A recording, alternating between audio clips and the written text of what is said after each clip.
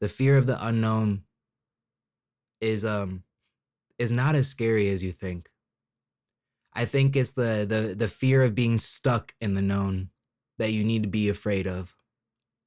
Thank you guys for being here. The art of reinvention. Who here has been through like who here has had to start over in a sense, or felt a struggle of like not knowing what to do or where to go?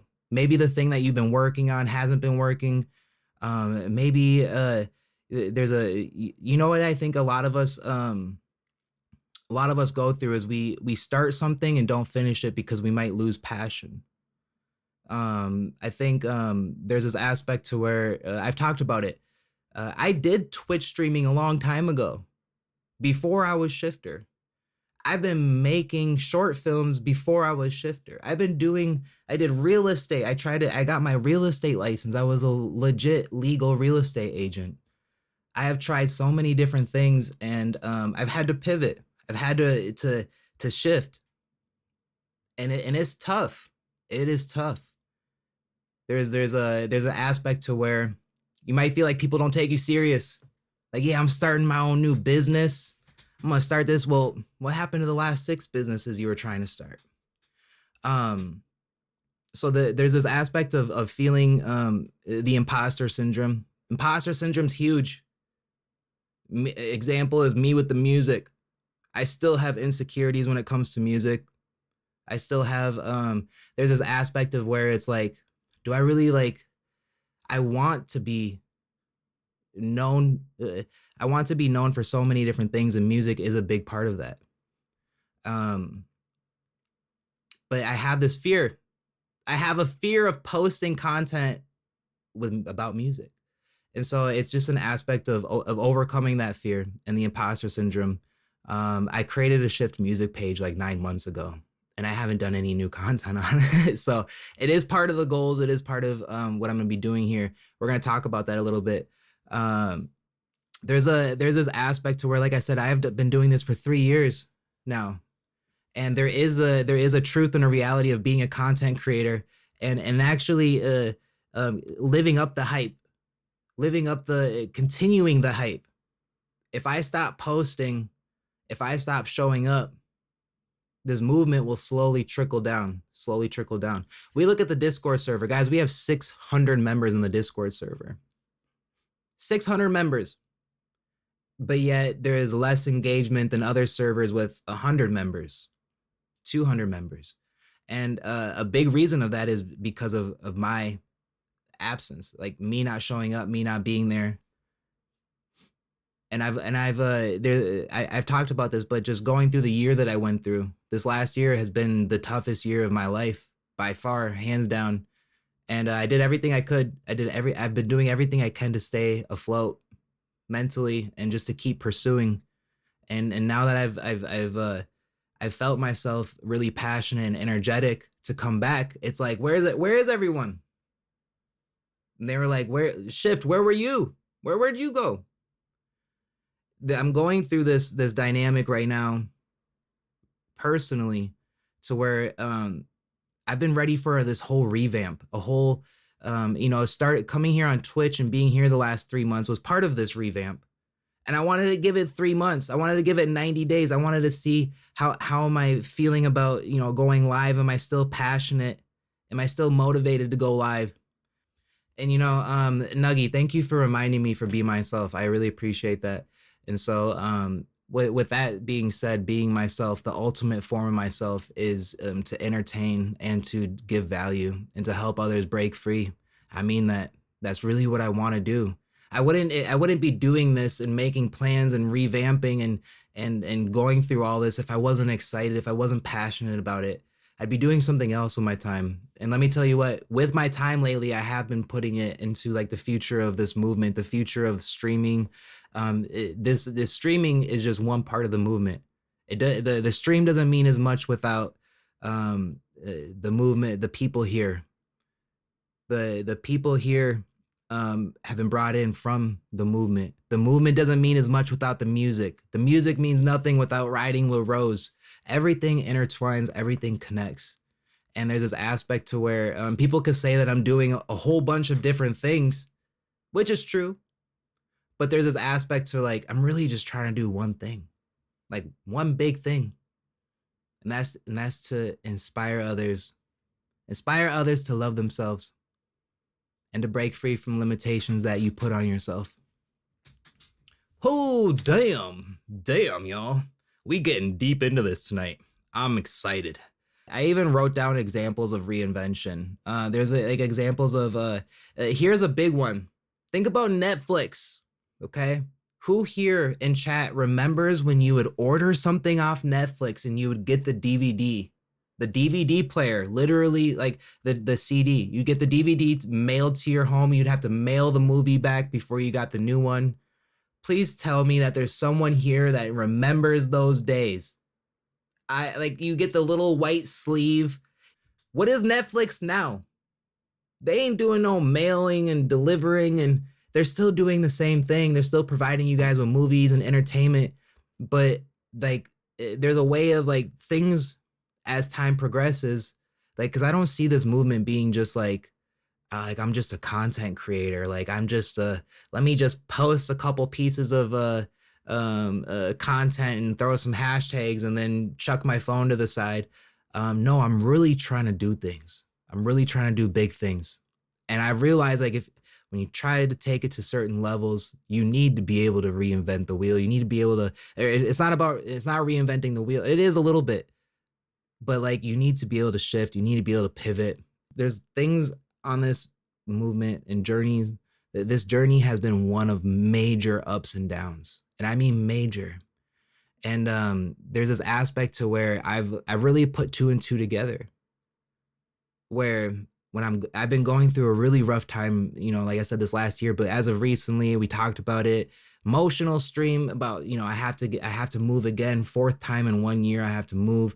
There's a lot of uncertainty. But I also felt this sense of like, there's a big breakthrough coming for me because I am one to know that with the struggles and the adversities and every time I have made changes, it has helped spark my inspiration, my motivation, like the small accolades, the growth.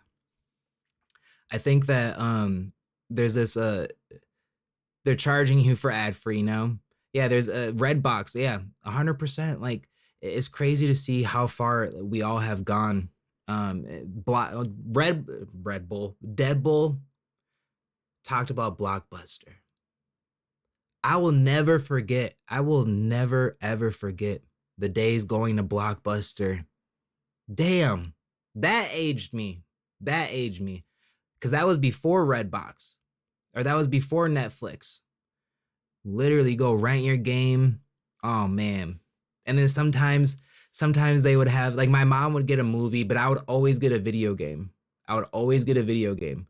And like I remember like if your video game was out, if someone else was renting it, like you better find another game or something. God, I miss those days. I really do.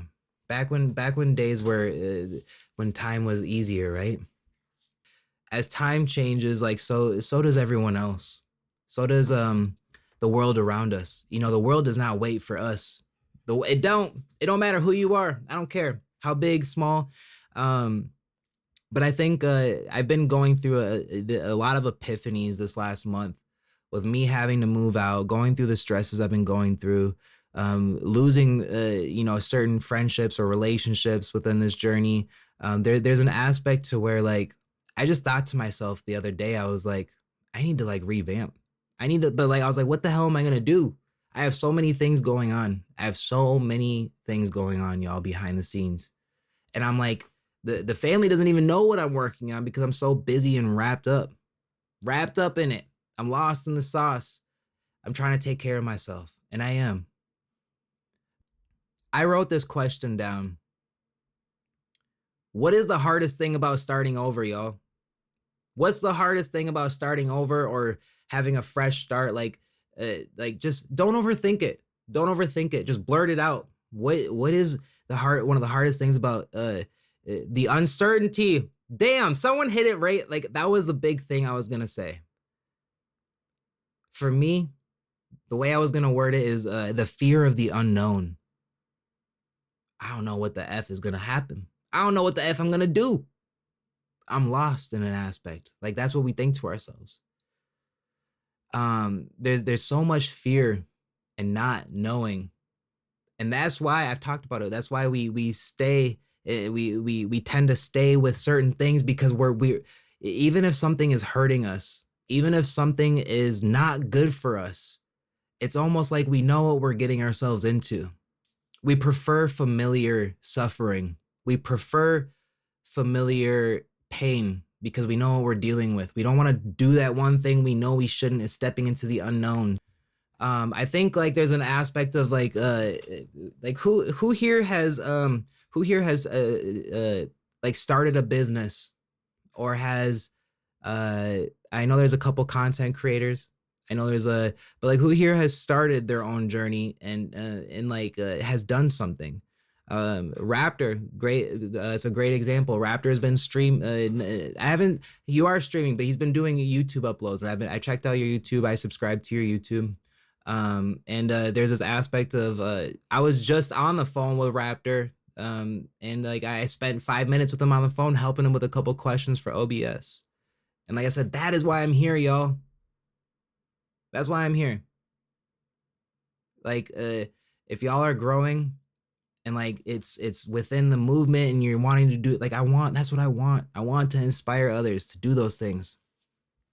Pyro said, I haven't yet, but I'm looking into podcasts. There we go. There we go. You're in the right spot. Hidden Meadow said, I did have my own little store. You know, for the Shyfter movement, like I said, we've been doing this for 3 years. And there is an aspect to where I had the heart of this movement. What I mean by the heart of this movement was like the first ones there, the first people that were really there all the time, supporting, communicating, being there for one another. It wasn't just there for me. But there's this aspect to where there was the heart of this movement and it originated in the OG days. That's why I call them the OG Shyfter fam. And there's this aspect in this dynamic to where, you know, people grow, people change, people shift, people aren't as active anymore, people drift away, and that's normal, and that's completely normal, and it's actually it's healthy in some regards. There's this aspect to where I felt myself losing the heart of the family, losing the heart of what started this movement. And you know, there's still people here that's been rocking with me and hanging out with me since almost day one, and I'm so forever grateful. Seriously, forever grateful. But personally and selfishly, I felt like a hit to my heart and to my soul a little bit. And it's not it's not about anyone doing anything wrong or bad. It's just the overall fact of not having some of those people here, not having some of those same supporters that were commenting on every post, showing up to every live stream, buying merch all the time, being there for me if I needed advice or guidance or help. And there's an aspect and a dynamic to where this y'all, most of the people that have been new to this movement found me through riding with Rose. And like I told you, like riding with Rose, everything I do, it means so much to me. There's this aspect of like riding with Rose is part of what I do. And I felt myself losing myself. I'm like, do people just want to engage with me because of like I do stuff content with my daughter? Is that gonna be the only reason why people tune in? And well, yes, Rose is my life. Rose is a you know what, like Rose is the number one biggest thing in my life, but she is not me, and she is not I am my life, myself. And I say it with the most love and purity in my soul. I have to have my, like, there's an aspect of like, Shyfter is amazing because he has Writing with Rose, because he has music, because he has a lit live stream. There's a, but I felt myself getting lost in my own identity. There's so many people, and you want to know what a big news flash was for me? I did my first ever live interview just last week. It was so fun. It was amazing. And but I realized something, the mindset shifter in me. All these questions I'm being asked are about being a father. And while I'm so thankful and I'm blessed for that, and I'm just like, damn, like we didn't talk about mental health. I'm like, this is what started shift your mindset. What happened to the brand? What happened to like what I was doing? I felt so I've felt lost in my own brand almost. I can't post anything on Instagram. Like I have to post Writing with Rose for me to sustain viewership and likes and engagement. I trapped myself in a box, and it was just Writing with Rose. And there's this aspect to it. I've actually um Daniel said it perfectly. Thank you for saying that. That got me to the table, but the full plant kept me there. That means a lot to me. That really does. Because there is this aspect where I've talked about it, like, with I've had this conversation, by the way, with Rose. And she agrees with me, and she is, trust me, trust me, we're good. I felt this aspect to where I was like, how do I like go back? It's not about going back, but how do I keep going forward while maintaining like the true heart of this movement, which is the mental health, which is the motivational side of me, the inspirational. We talk about being yourself, and I really have been in myself. I have been authentic. My relationship with Rose is no different off the camera. That's how we have so much content, because it's just literally us just vlogging our normal day-to-day motorcycle rides. And like I've talked to her, and I brought this up, but I'm about 99% sure, y'all, that I have to sell the bike. And so there's this aspect to where now I'm really like shift. Like, what am I gonna do? I trapped myself inside of a box that was a moto vlogger. And then it shifted into Writing with Rose while adding music in it, dropping music. I'm like, if I don't have the bike was like a factor in both of those things. Like, what the hell am I gonna do? And I've had this feeling of uncertainty. And this is how I know big things are coming. This is how I know in my heart. And I truly, truly believe this, guys. I really do. That like I think we could always get another motorcycle in the future. We will, if it comes down to it. But I think that the life throws us signs, and the more we reject it, the more we're going to wonder why we never broke free. The more I ignore these signs and this is not the first or second or third time I've thought about, like, damn, I might need to sell the bike. And I feel like I've been feeling the sense of uncertainty. And I think it's because I'm still holding on to this bike. But the thing is that I truly do love riding. I love it. I love motorcycles. Like it's a huge part of who I am. I'm not like your number one motorcycle go-to guy, but I just love being on two wheels and that feeling, that adrenaline of getting on that bike. It's so amazing.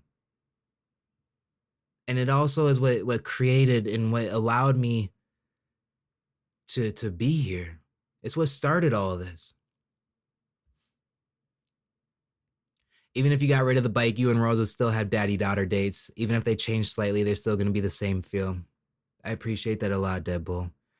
I talked to Rose about it, and you know, we were talking about doing because you know, like, here's the thing too, is that some of my most viral videos, my number one viral video is us in Target.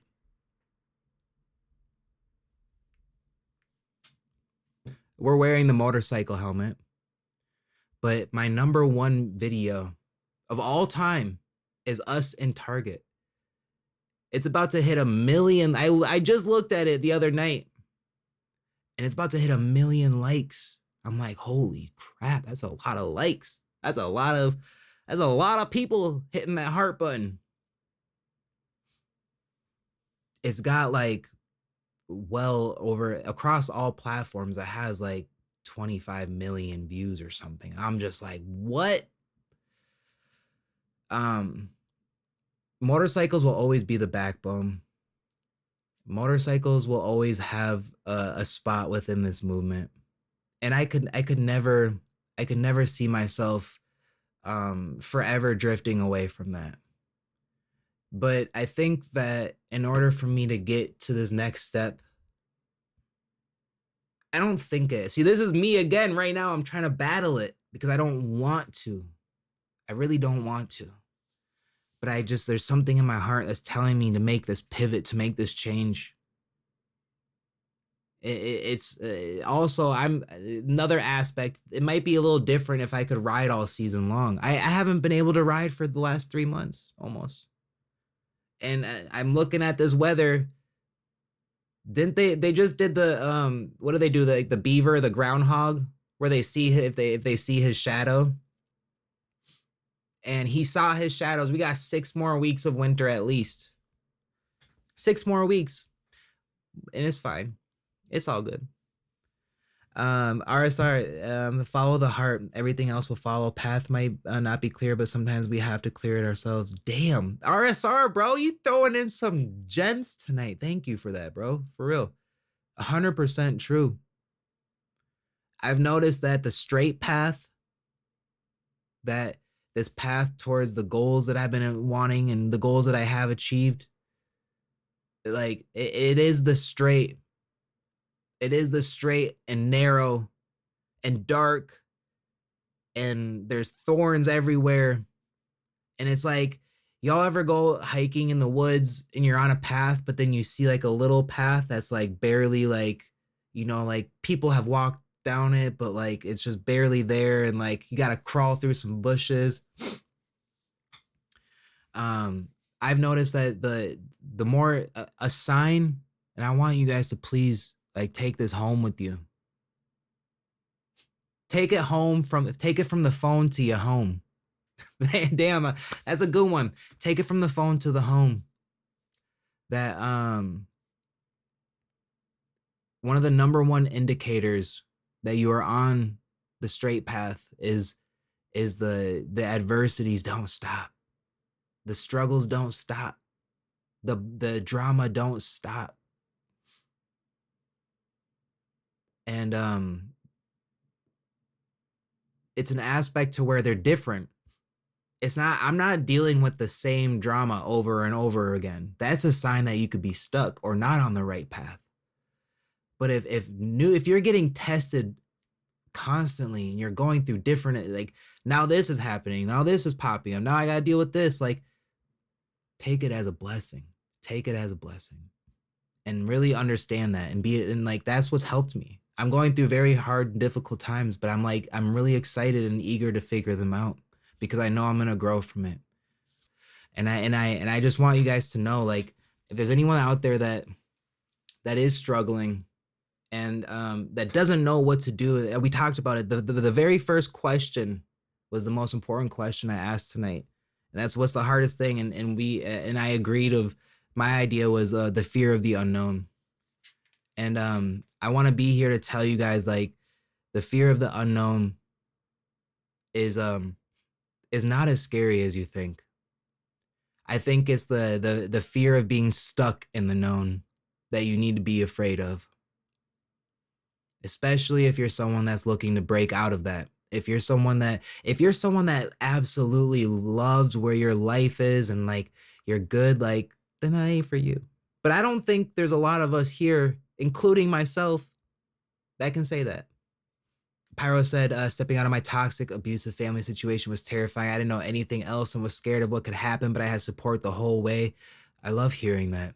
And I think, you know, trust me, like, I think one of the biggest things for a lot of people, it's either going to be their family or their relationships that have really set them back in life. It all comes down, in family tends to be a big, big, big thing when it comes to like past trauma, when it comes to things that we've been through. Thank you for sharing that. Even when we're happy, we should never stop exploring. Let's stay curious and soak up every moment. Marmar, I love that. And then that's so true. I cannot tell you, even whether things are good, whether things are bad, like I am literally always learning. I'm always researching something. I'm always studying something. Even if it's something that it's not a waste of time, but if it's like, why am I learning how to like, do this certain thing when I need to be working on this certain thing? It's an aspect of where like I've become addicted to learning. I love becoming the master at it. I love being able to say, and I think there's also like, when it comes to your profession, when it comes to what you're trying to do, you should be the expert. You should be. You damn well should be.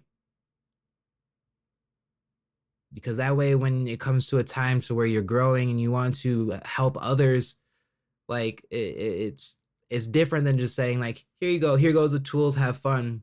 It's different than being able to actually sit down and help someone, or and being able to coach or like advise and learn from each other. And so 100% true. Always be learning, y'all. Be studying. Believe me when I say that like this whole movement has been built from the ground up.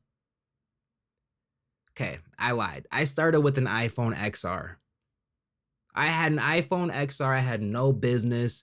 I've never started a business. I've never made a piece of merch in my life. I never made literally a piece of merch in my life. And I kid you not. I kid you not. There's over 1,000 merch items out there now. When it comes to hoodies, t-shirts, it's crazy. And so, believe me when I say, like I said, this movement has been built from the ground up. I've been still to this day learning like music so I could mix and master my own vocals. There's an aspect to where there's changes coming to the movement. I don't know officially what's gonna happen. I don't know what, like, anything could happen. Anything could happen tonight, tomorrow, the next day. But I just know that there's changes on its way. And there's this aspect to where rather than fearing the changes and fearing what's going to happen next and this fear of the unknown, like, be excited. Be excited because you have the opportunity. If you can recognize changes on its way beforehand, it kind of gives you the sense of like an upper hand to where, like, if I know it's coming, how can I prepare for it? And so that's why I've been going through these epiphanies and kind of thinking like, I know a rebrand is on its way. I know that something is coming through and like gonna shift things. I don't know what's gonna happen, but I can promise you and I can reassure you that I'm gonna be here, that I'm gonna show up, and that I'm so excited. And like I said, if I have to get rid of the bike, like, okay, all right. And like I said, we'll get a new bike. We'll get a new one. I'm so confident in what I'm doing that I would sell the one thing that started this movement to take care of myself and my girls. Truth behold, y'all want to know the reason why I needed to sell my bike? I need to get a car. I need a car. I moved out of the cloud. I moved to the cloud about a year ago, and I didn't need a car here. Peggy has been so nice to allow me to use her car, and I've been blessed. I sold my car 3 years ago. 3 years ago, when I was back in my old place with my the whole family, and my ex, like we didn't. I became shifter. I was working from home. I didn't need my car. I sold my car because, like, I wanted to do what was right. We didn't need two cars. I was staying at home. I was good. But now that life has changed, like I'm like, damn, like I need a car. I don't need a bike. I need a car. I live where I live, like with the winter time and the snow. God, the camera. So I gotta get a car, and I have to find a new place to live. So there's this aspect to where I have to put my responsibilities as a father. Um, no, I didn't get rid of the bike yet, Priscilla, but there is an aspect to where it might be gone for a little. Who knows? I'm not gonna like I don't know, and that's why I wanted to talk about this is because like there's this fear of the unknown. Selling the bike is honestly not on the top of my worry list. Where I'm gonna sleep and where I'm gonna live and take care of my girls, that's my number one priority. At that point, it's forget the bike, you know? mm, mm, mm.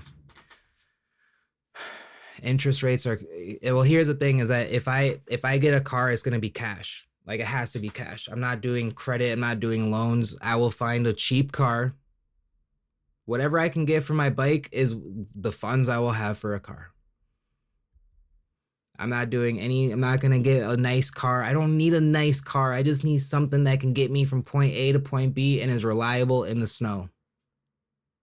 That's all I need. I don't care how old it is. I don't care how beat up it is. Um, that doesn't matter to me. Interest rates are crazy. And so for that reason, I will be doing cash. I'll sell my bike, and like I said, whatever cash I make from that. Mm. Four wheels, two doors. That's funny. Kelsey, I got a nice car, or I got a car from 2001. I just needed to get around with it. Get a Subaru. Hey, yeah, maybe I'd looked the Kelly Blue Book value of my bike is roughly about it's about like 5-6 thousand, and so that will be my budget for a car, whatever I can get for my bike. If I go to a dealership for it, they're for sure gonna Subarus aren't cheap. I know. I was thinking the same. Here's the thing: cars are like, your boy Shift's going back to the old school days. I'm just getting a damn Honda Civic. That's what I'm gonna do. I'm gonna get like a 98 Civic for like $800 and be like, I'm good. Invest all the rest of it into the movement. That's just like I'm telling you, I see the value in nice things, but I don't see the importance sometimes of like having the nice thing. Like, why is it so important to have a 2025 car? Well, I mean, it's nice, yeah, but like, why is it a necessity? I've been learning to not see. I don't see the necessities in nice things. That's the best way to put it. What's one thing that you guys are gonna start reinventing, or what's something that you guys are gonna shift going forward after tonight? Like that, what's that one thing that you guys know is coming or know that needs to happen? It's you don't have to be very specific, but like what are some goals that we have? What are some things that we're trying to work on? What are some of our like hobbies and passions? And like how can I like by reading it, by seeing it, like I will subliminally remember these things. I wish I had the money to buy his bike and hold on to it. I'll come buy it back one day. RSR said, I think nice things are treats for reward yourself. But when it's the only thing you strive for, it's unnecessary. 100%. 100%. I agree. I agree wholeheartedly. We talk about, I said, like, what's one thing that you're trying to reinvent? And like, I'll give you my example. And my example was just it was, I talked about the OG Shifter family. I was going somewhere with that. I was feeling this sense of like losing the bike, losing a few members of the OG Shifter fam, like some of the for lifers that are not for lifers anymore. Some of the people that I truly envisioned being here, not being here. I see this point in recognizing that people do come and go. And there's this aspect to where we focus so much on the things that leave rather than the things that come to us. And I wanted to say thank you guys, because I'm looking here and it's like,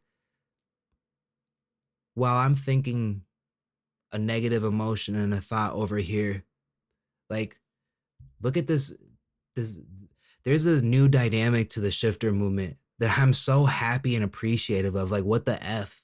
I'm so like thankful to have you guys here. And I'm so grateful. Like, it's just like I felt like what was I doing? Why was I tripping?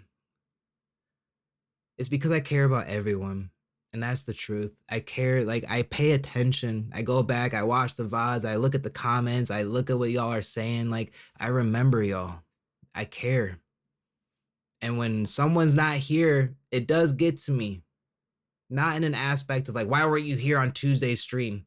It's not like that, but it's like, where you been the last like 3 months? Where you been the last like, half a year?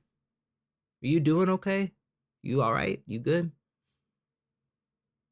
Don't apologize because you missed a stream. And don't even apologize if you haven't tuned in for a month or two. Because it's your job to take care of you. It is your job to protect your box. It is not my job or anyone else's job to protect you. Keep moving everything around it till it can support me, a future wife, and kids, because I stopped seeing myself working for a job a few years ago. Deadbolt, I love that.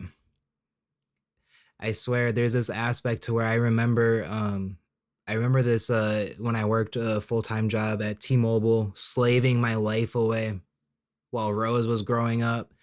I made good money at T-Mobile. Believe it or not. The most money I've seen my family make in corporate jobs. And I hated it so much. I wanted to be with my family. I wanted to be living my dreams and my goals and doing things and not working so hard for someone else. It's crazy, Tony. You just said this. I'm taking a huge leap of faith for myself.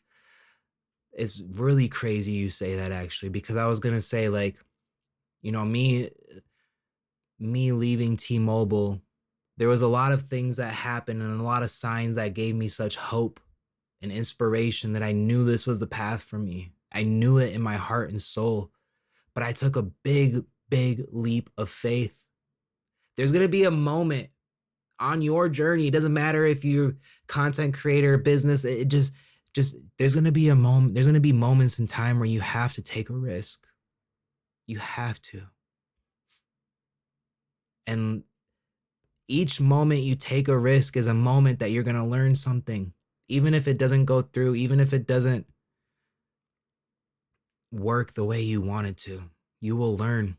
And like I said, like, I did Twitch streaming years ago. And like, it literally helped me with the stream nowadays. Like, I know everything about running streams, damn near. The technical difficulties that go on behind it. Like, if I don't give up, y'all. Don't give up. I promise. I have to also talk to Rose as well about transitioning our vlogs a little bit. Um, like I said, do y'all love me because of the vlog? Like because of the motorcycle? Is it because I ride a motorcycle that y'all are here and tuning in? Or is it because of the message, the dynamic, the relationships, the bond, the emotion behind everything? And so there's an aspect to where the motorcycle targets a certain community, but I think there's a much larger what I'm really truly thinking in my heart and in my soul, and what I'm telling myself and really actually believing is that there's a much bigger community, and that community is not just labeled as the motorcycle community. It's a community of those that struggle with mental health. It's a community of those that um, are parents or kids. Y'all are either a parent or a kid to someone. I came for the motorcycle, stayed for the mental health, and amazing, hearted guy behind the mask. Thank you, Meadow. Deadbolt said emotion. You can't fake real emotion. 100%. The fear of the unknown will always be there. There will always be a fear of an unknown item, obstacle, emotion, feeling. Even like, does this person like me? Am I gonna get this? Oh, they're talking about promoting two people at work. Am I gonna get the promotion? There's this fear and there's this anxiety attached to the unknown. What if there was an aspect to like they're promoting two people at work and I'm gonna do everything I can to learn like three new skill sets. I'm gonna do everything I can to get that promotion. But at the end of the day, even if I don't get that promotion, I learned three new things. At the end of the day, if I don't reach my goal, I'm gonna strive and I'm gonna grow. I'm gonna learn new things. I'm gonna keep. I don't. It's not about hitting your goals always. It's just about you know. I've really, truly, truly believe that that's where the beauty happens. It's in the unknown. The one thing that you're afraid of is where your growth is. It's where you're. That's where the moment you're gonna break free. There's a break free moment in the unknown. I promise you. I can get emotional. I'm not crying tonight, but I'm so serious and I'm freaking mean it. That is where the beauty happens. It's in the struggle, and it's in those moments of uncertainty. Heard too many variations of you're too good at your position for us to try replacing you. You know what's crazy is like there's this aspect of like when I worked at T-Mobile, I slaved for them. I would work 6 to 7 days a week there. I was a assistant manager. I went to a new store location that didn't have a store manager, but I went there on purpose because I was like, I'm going to show them I could be a store manager. I'm going to show them that I could run the ship and that I'm good. And guess what? We ran the ship for 6 months. 6 months. And I'm not kidding when I say this. If anyone from my T-Mobile days is still here, I hope y'all hear this. I ran a store for almost 6 months and we maintained amazing numbers, literally number one or two in our district every month in and out. And what do y'all think they did? What do y'all think they did? Do you think they promoted me to the store manager? Or you think they brought in someone that was fit for the job? Or not fit, it wasn't fit for the job, but someone that had the accolades already to their resume.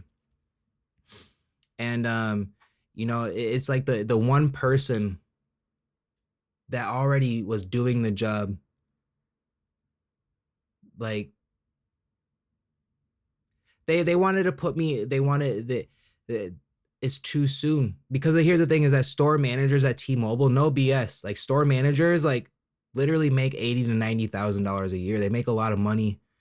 And there's an aspect to it to where there's very few store managers my age. It's the sheer I you know, and there's an aspect too where it's like, was I 100% ready? No. No one's 100% ever going to be truthfully ready. But I exhibited everything. I exhibited the fact that I was willing to learn and grow. And I was so creative with how I would have my interactions with customers, have little gifts for them, write little notes and put it in your bag. Imagine you have excellent customer service from Shyfter. You get home, you open up your T-Mobile bag, and there's like a little note in there, a handwritten note. You know, like just like I would go above and beyond for my job and the people that I worked for. And there's this aspect to where like it wasn't just the time consumption of me missing my family, missing like what I was doing, but it was like, what if I put this energy into myself? What if I put this energy into myself? I wonder what will happen. And look at where we are. I promise you. Do I think we made it? No. But do I think I've grown a lot in the last 3 years? Yeah. And do I think like I'm proud of myself and I'm happy to wake up as Shyfter? Goddamn right.